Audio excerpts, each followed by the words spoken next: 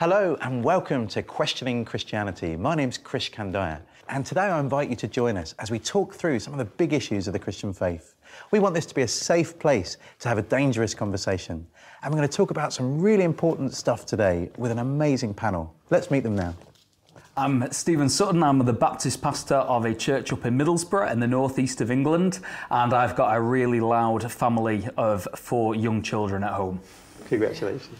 I'm Luke Taylor, Senior Minister of New Life Church Teesside, and before that I used to work in television. Fantastic. I'm Tiffany Bueller, the Managing Director for David's Tent, which is a worship and prayer movement with a festival every summer, and I am an American that lives in Kent, not the only American. No, congratulations, Kent. Excellent. I'm Andy Flanagan. I'm a singer-songwriter, worship leader who also gets involved in politics. Married to Jenny, and Jessie, who's 3, and Jubilee, who's 1, are hopefully watching this at home.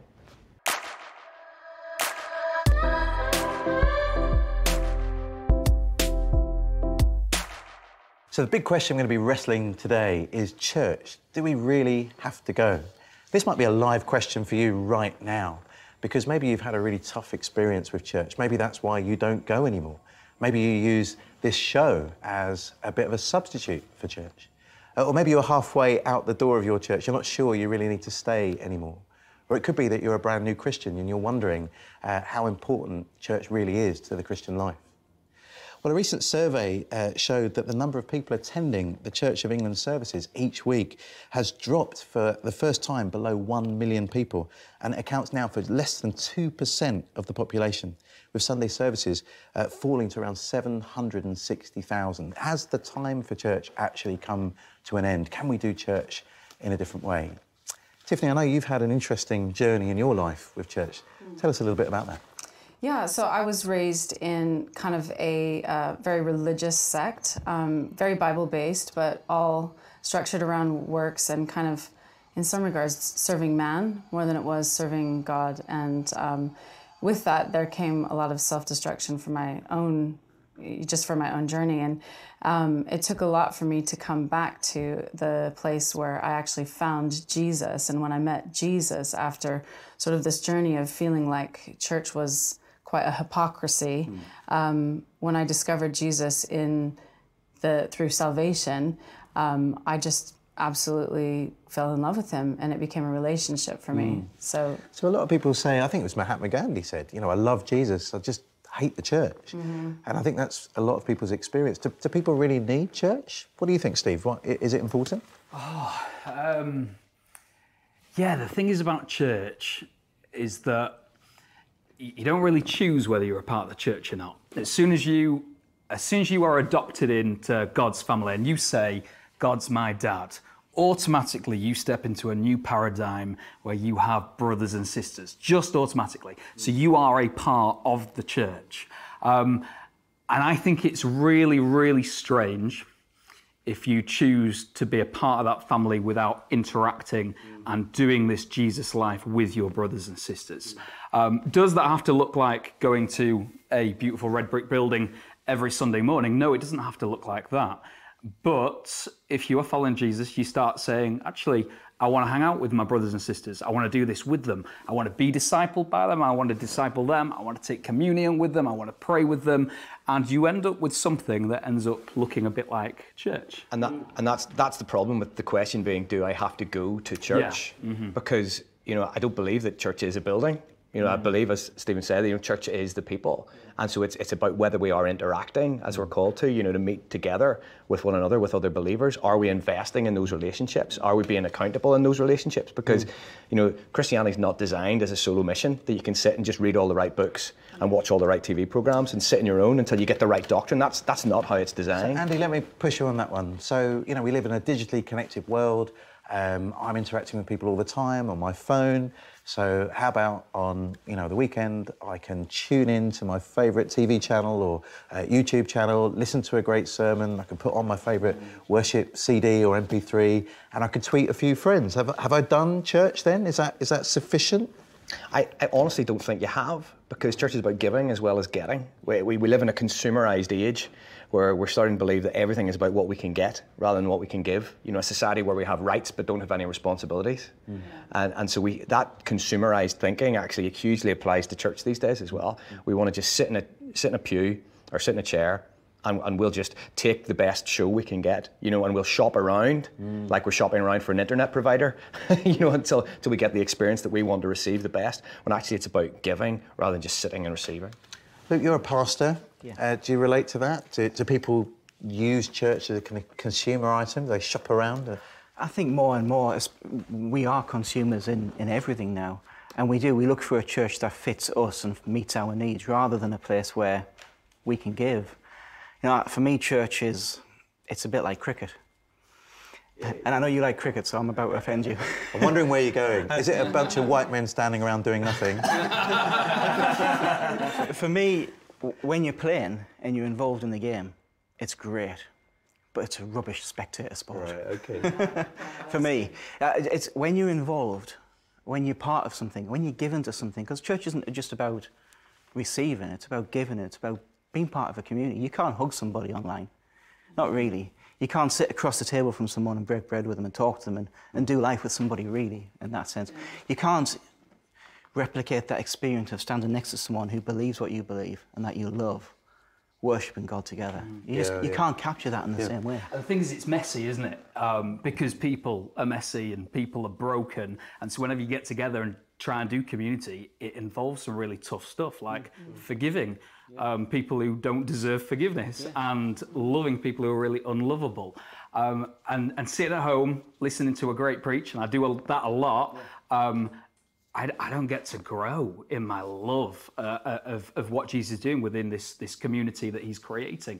And what does he say? He says, they will know you by your love for one another. Not by how well you know the Bible from a great preacher, but how well you love each other. Let's bring Tiffany in. So you go on this pretty radical journey of a sect that kind of de-churched you. You fall in love with Jesus. Yes. Did you fall in love with church again too? Yeah, I started to, yeah. I was unsure of how I could fit into that family because it was all new to me and I was trying to unlearn a lot of what I had learned before. But for me, it became a family. I think church is all about family. I feel like the design of God is for family, and that's why it very much should be that you don't get your only church from the digital age and that you're connecting in with people. We're meant to be connected to one another. So for me, church became family, it became a lifestyle, and it became something that I very much appreciate and absolutely love now. I think that's a really helpful paradigm to think of church as family. I often say church is not an event that you turn up to, but a family that you belong to. And when you think about it in that way, you know, imagine that I told you that I'm thinking of leaving my family because I really don't like the TV shows that my kids watch. You know, I'm not getting anything out of it. I'm not being intellectually challenged. It's all CBeebies or, you know, Britain's Got Talent. I'm bored. Or imagine I told you I was leaving my family because I don't like the food that we eat at breakfast. You know, Cocoa Pops. I mean, what? That's not food. That's kind of polystyrene.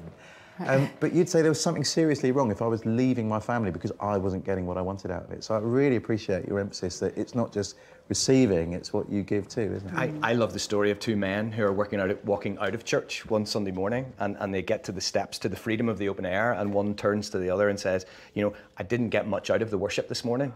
You know, I really didn't get much out of the worship this morning. And his friend thinks for a moment and then turns back to him and says, you know, I wasn't aware it was for you. And you know, it's kind of a funny story, but it also grabs us in our guts because as an outsider, you could be forgiven. In all our discussions about how different ways of doing church, you could be forgiven for thinking that it's about us. But actually, one of the main reasons we come together is not just to be with one another, but to give God glory.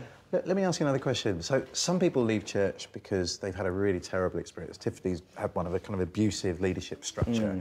And other people kind of leave church because it's just boring. You know, they don't find not just Sunday mornings boring, but the whole communal life of the church boring. What would you say to someone that said, no, I can't cope anymore, it's too boring, it's not actually living the Jesus way, I'm just going to do it on my own?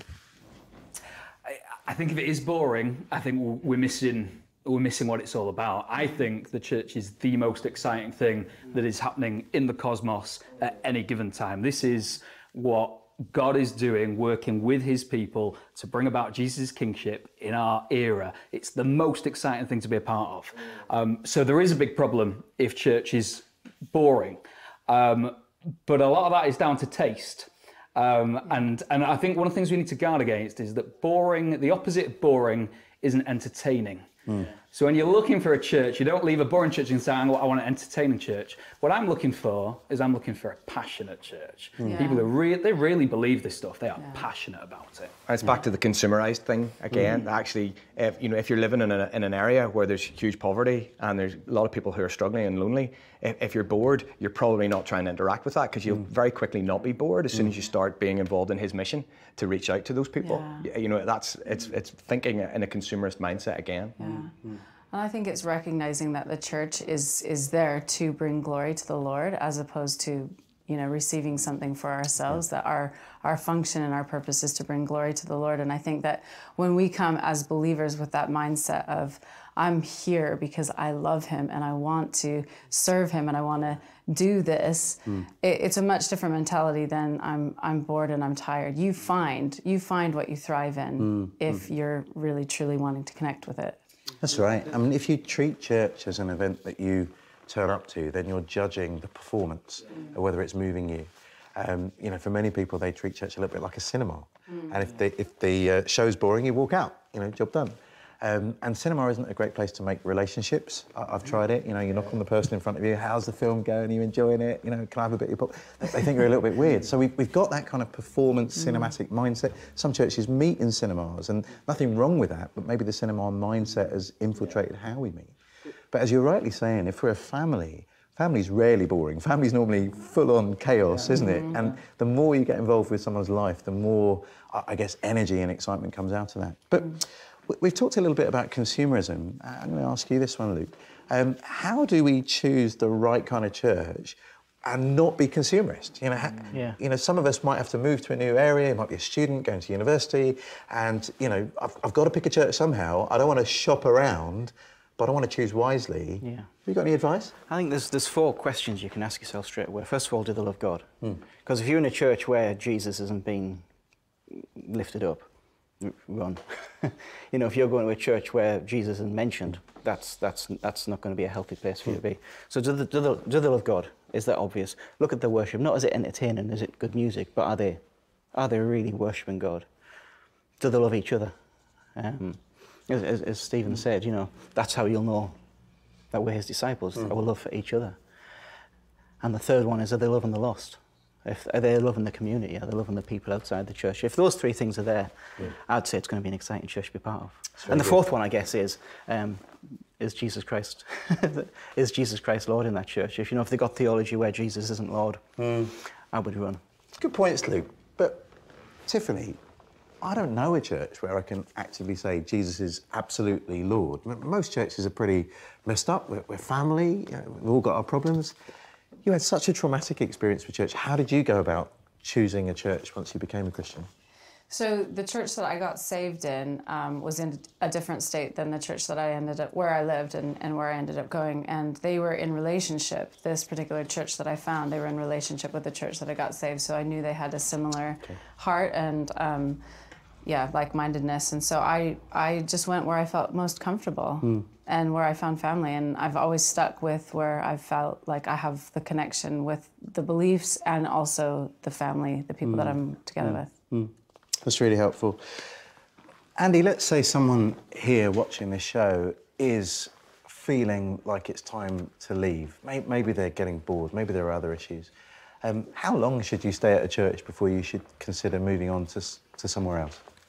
I can't imagine there's any hard and fast rules about that. I think you need to be attentive. One of the things I was thinking as Tiffany was speaking was that actually one of the things that God does is that he supernaturally sometimes leads us to a place, via a set of relationships or just nudges our senses and our spirit that we should be there, even if it seems like friends of mine have gone to churches that are like nothing like them in terms of style, but actually they feel a real call to be there. They feel like they've been called to give to a church which is not what they would choose in terms of music or preaching, but they feel a call to be there because God nudges them there because he's got a bigger plan than just our own choices, you know, our own stylings. And I think maybe the same thing can apply at the other end on departure, that sometimes God might nudge us out, and we've got to be attentive to that. I mean, that's going to be where we're going to be in the place of most fruitfulness, if we're listening out for what He's where He's leading us. Yeah. I think we need to be really, really careful that we don't fall into the consumerist thing when we think about leaving, because, you know, we don't like this or we don't like that. But the bottom line is, all the research shows that people don't leave churches because they don't like something about the church. They leave churches because a relationship has gone wrong. That's why people leave churches. And so we need to be really careful that actually we don't use church as an excuse for relationships that we haven't tended to. Steve, you introduced the paradigm of church as family. Yeah. You know, I imagine as a pastor you have to counsel many people that are in difficult family situations. I mean, does this question make sense? When should I leave a church? Is it the same as when should I leave a family? No, I don't think it is. We do talk about, in our church, we have a membership system. So when you've been a part of our family for a few weeks, sometimes months, we talk to you about becoming a member, and it's like this extra committed stage. And we use the language of covenant, like a marriage is a covenant, two people joining themselves together in mutual commitment. And that's a serious thing to use that language for church membership. But I wouldn't say church membership is a lifelong covenant like marriage. Do you know what I mean? It is a covenant, and it's a committed thing, and you don't want to break that covenant easily. But there are times when God is leading you somewhere else, and there's another stage of your journey with Him that He wants you to bless and be fed by and try and bear other people. Let me test you on that a little bit. So I can get it that a church might commission you to go somewhere else, and you go with the blessing of the pastors. But actually, you're kind of saying it's a family, but it's a temporary covenant. So if I feel so led, I'll just go to the church down the road. Is that right? If you're going to leave, I'd hold it weightily. Do you know, I wouldn't do it lightly. You'd talk to people, you'd talk to friends, you'd pray, you'd discern, you chat to people you trust. You'd maybe chat to the pastor if that's appropriate. If it's not appropriate, you find someone else you respect and you say, are my motives right in leaving? Sometimes we fall into the trap though, we're thinking that if a church isn't feeding me, I get this a lot. I feel like I'm not being fed anymore. If the church isn't feeding us anymore, then that's a good reason to leave. And I think that really falls into this cute consumerist thing. Whereas actually, being a part of church is not just about being fed, is it? It's about a whole load of other things that God can do with you. So say if God wanted to produce in me patience, how would He do that? It wouldn't just magic it, would He? Yeah. He would put me in a community of people that I need to learn to be patient with. With some awkward and people around, maybe? Sometimes we've got to do that, don't we? Okay. Yeah. How about this question then? Is a bigger church a better church? Some people would say that a bigger church is a sign of God's blessing, and therefore God must be there. You're going to feel the Spirit there. You're going to, God's doing a new thing. So if maybe I should look for the bigger church, it's going to have a bigger children's ministry. My kids will be better looked after. Is a bigger church a better church? Andy, what do you say? I would say, no, you couldn't make that connection for definite. Obviously, sometimes when something is going well and people are attracted to it, I think it feeds into our kind of attractional model of church, which is, we do something good, we put on the best show in town, and then lots of people will come, and then things tend to become bigger. Now, there's good stuff happening in the midst of that, but if we start to believe that that's a better way of doing church than another way, which might be a bit smaller, I think we've got to celebrate the large and the small. There are things that can only happen with the large. We've got the resources to do things really, really well. We can do things that will attract people from who would never come to something smaller. But there are things, and there's intimacy and there's discipleship that can happen in the small that would never happen in the large. So I think we've got to celebrate both of them. And I think that's the challenge we get into, especially when you think of all the big Christian events and Christian festivals. The thing I get all the time is people who go to one of these big events and they're really, really blessed and it's incredible. But then that same experience doesn't happen for them in the small. Yeah. And it's because they're two different experiences. You shouldn't try and join the dots. The leader of one of the big Christian events here. You've got David's tent. It's a big tent. Yes. Are you encouraging people to experience that big tent worship on Sunday, and therefore if they come to David's tent, are they going to look down on their little churches? Yeah, our hope is that they don't, because it's very much a part of coming and feeling what the bigger expression of the bigger body of Christ looks like, but very much is something that we encourage people to go away and foster their own lifestyle of worship, their own lifestyle of practicing the presence of God within their communities. So whether that's a small community that's a little bit larger, I mean, even for us within the team of David's Tent, we kind of have a little bit of this tension because we have these big events, these big worship nights, but then we also have a team of, 12 and then 70 people, where we're having to really work on discipleship, relationship, pastoring type things. So I think there's beauty in the small, there's beauty in the medium, and then there's beauty in the large. Some people would say, well, big churches are bad because you can hide in them. You can just sit at the back, you can be that consumer, you can watch the cricket match and not get involved. What do you say? I think there's certainly a danger of that and I don't think any big church would want that. They certainly would want everybody to be engaged and everybody involved, but it does get harder to have community the more people that are there. As a church, we used to have that in our minds, that we wanted to be, you know, hundreds of people in one place. But for our area, I don't think that's right. And where we are, I don't think that's right. I'd rather have smaller congregations spread around so you can be local. If you're travelling, I mean, this is just using my area as an example, if you're travelling over an hour to get to church, it's hard to be in community with someone who's an hour away.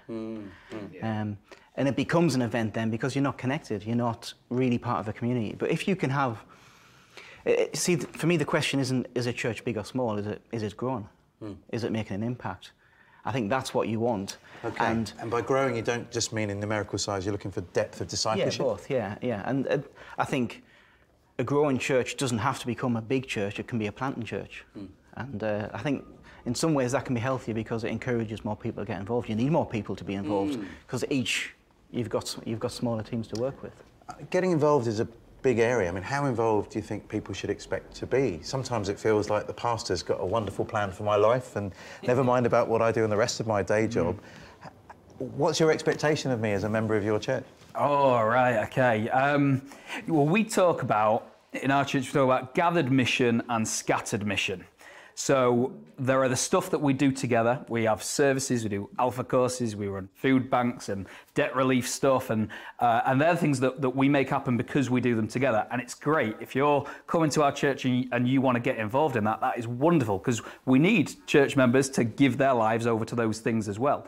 But then there is also, which gets neglected, scattered mission. Where in the bulk of your life, 90% of your life, you're spending time in workplaces and families and streets. And we talk a lot about your mission and your scattered mission out there. And I think it's right for different people. Some people are actually in a place where they can invest in our gathered mission more than others. Others, actually, I think we need to be investing in them for their scattered mission. And so I mean, take a doctor who's working 70 hours a week or something, feels bad because he can't feel like a proper church member because he can't make it to the small group on a Wednesday night. Now I want him to feel empowered that he is a part of our church, representing Jesus Christ in that hospital right over the week. That's great. And this is what comes back to what you were saying earlier, that in the small, you can actually develop the preachers, you can develop the folks who are going to lead worship, you can develop the folks who are going to be the evangelists. Whereas, you know, if you have a church of like 1,000 people, the opportunities to do those things and to be trained in those things and to be apprenticed in those things are going to be a lot smaller than if you've got maybe 20 gatherings of 20 people where everybody's actually learning and growing in their gifts rather than learning and growing in their consumerism. And so I think that's a huge part, and exactly what you were saying. Yeah, I think that's important. I remember when I was a pastor and I'd go to other gatherings with pastors, the second question anyone would ask me after my name was how big my church was. And by that they meant how many attendees on a Sunday morning. And I'd dream up the Sunday that the most number of people had come, you know, triple dedication in the church and an adult baptism all to boot. And we counted babes still in the womb as people, and 120. And the pastor would go, oh, that's lovely that you're struggling along with so little. Well done. You know, we're making do with just 400 members right now. And in that conversation, he's got the kudos, right? But imagine you're at the school gate and you're talking to another parent and you ask them, well, how many kids are in your child's class at school? And they say 40, and you say 10.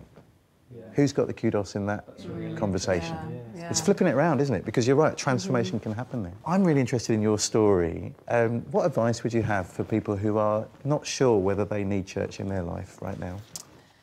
I would say that for me, I found church to be an absolute life source. You know, I think that staying connected with a family, the word says that God places people in family, that it's 100% by his design, and it's created. The body of Christ is created for him. To glorify him, and I feel like not being connected to the body of Christ in some way is not you're not living fully in your expression of worship to God. It's really helpful. Thank you. So we've had a pretty strong debate about this. I think our panel think that church really is important. It reminds me of something that the North African bishop said in the 2nd century, Cyprian. He said, he can no longer have God as father who has not the church for his mother. We were born into a relationship with God, but we were born into a relationship with other people too. And no matter how hard you're struggling with church right now, I'd be asking myself, am I a consumer? Is it all about me? Is it me I'm seeking to please, or is it Jesus I'm seeking to please? There does come a time, we're hearing, when it is appropriate to leave a church. For me, that would be, are they really teaching what the Bible has to say about some of the really essential things, about who Jesus is, what the Holy Spirit's work in our life is, and who God the Father is, and how we become a friend and member of God's family? But I guess I've got teenage kids that are about to leave home, and I'm trying to give them the best wisdom I can as they forge out into their way. And I'm asking them to look for places not just where they can receive, but where they can serve. And where can they use their gifts to bless and encourage other people? Maybe that would be helpful advice for you right now. But we'd love for you to take part in this conversation. We hope you've enjoyed our conversation together, people from different backgrounds disagreeing, but agreeing on the essential things. And you can join in by sending us an email, getting involved on the website. Let's continue these conversations on in our churches, in our small groups, maybe in our families. But we hope you'll join us next time on Questioning Christianity. Thanks for joining us today.